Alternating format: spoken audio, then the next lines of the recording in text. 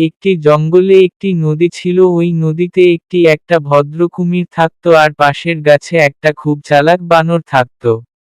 তারা খুব ভালো বন্ধু ছিল।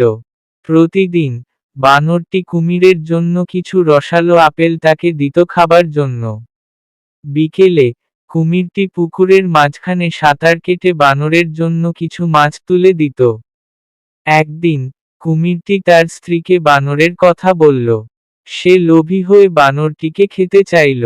সে তাকে বানরটিকে তাদের বাড়িতে দুপুরের খাবারের জন্য আমন্ত্রণ জানাতে বলল, যেখানে সে বানরটিকে মেরে তার কলজে খাবে। কুমিরটি খুব দুঃখিত হয়ে উঠল। অবশেষে সে তাকে আগামীকাল বানরটিকে নিয়ে আসার প্রতিশ্রুতি দিল। পরের দিন কুমিরটি বানরটিকে একটি যাত্রার জন্য অনুরোধ করল।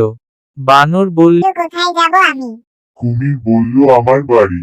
সে দ্রুত কুমিরের পিঠে পিঠে বসে পড়ল।